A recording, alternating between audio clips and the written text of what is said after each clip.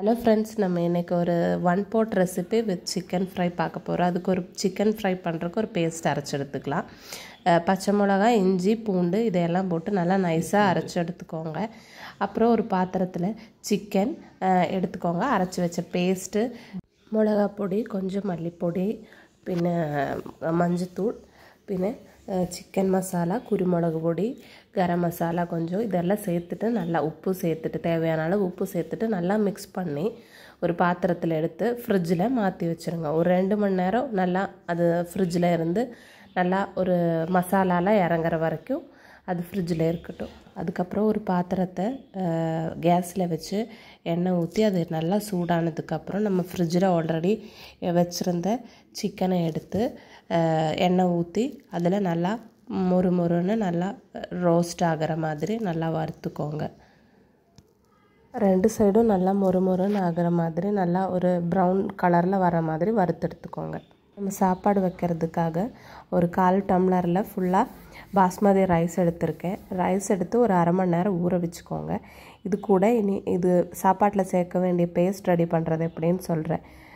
வெதுன்னு இருக்கிற சுடு தண்ணியில் ஒரு 4-5 காஞ்ச மிளகா, 4 பூண்டு, கொத்தமல்லி ஒரு கை, 2 ஸ்பூன் ஆயில், இதை எல்லாத்தையும் சேர்த்து நல்லா ஒரு ஃபைன் பேஸ்ட்டாக அரைச்சி எடுத்ததுக்கப்புறம் பின்ன அதே ஜாரில் ஒரு அரை ஸ்பூன் மிளகா பொடி இதையும் போட்டு நல்லா பேஸ்ட்டாக நல்லா சாஃப்டாக வர மாதிரி அரைச்சி எடுத்துக்கோங்க. அப்புறம் ஒரு பாத்திரம் கேஸில் வச்சுட்டு எண்ணெய் நல்லா சூடானதுக்கப்புறம் எண்ணெய், பட்டை, கிராம்பு, ஏலக்காய், பிரிஞ்சி லீஃப் இதெல்லாம் போட்டு நம்ம சின்னதாக கட் பண்ணி வச்சுருக்கிற பூண்டு போட்டு கோல்டன் ப்ரௌன் ஆனதுக்கப்புறம் பெரிய வெங்காயம், ஒரு மீடியம் சைஸ் இருக்கிற 2 பெரிய வெங்காயம் சேர்த்து நல்லா கோல்டன் ப்ரௌன் ஆகிற வரைக்கும் வறுத்துக்கோங்க. அதுக்கப்புறம் பேஸ்ட்டு நம்ம அரைச்சி வச்சுருக்கிற அந்த பேஸ்ட் இருக்குல்ல அதை போட்டு அந்த வெங்காயத்துக்கூடையே போட்டு நல்லா மிக்ஸ் பண்ணிக்கோங்க. அந்த பேஸ்ட்டும் வெங்காயம் மிக்ஸ் ஆகி அதில் இருக்கிற ஆயில் தனித்தனியாக பிரிஞ்சு வர அளவுக்கு நீங்கள் மிக்ஸ் பண்ணிக்கோங்க. இது கூடயே நம்ம அப்படியே ஊற வச்சுருந்த ரைஸையும் போட்டு வேக வைக்க போகிறோம்.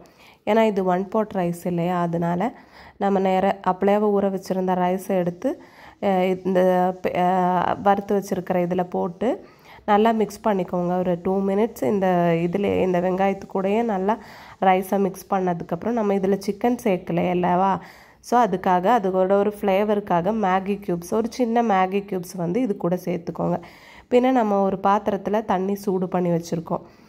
இதை இந்த ரைஸில் ஊற்றி இப்போது வேக வைக்க போகிறோம். இப்போ நான் 1/4 டம்ளருக்கு 3 டம்ளர் தண்ணி எடுத்திருக்கேன். இதை ஊற்றி நல்லா மிக்ஸ் பண்ணிவிட்டு ரைஸை நம்ம வேக வைக்கிறோம் மூடி போட்டு.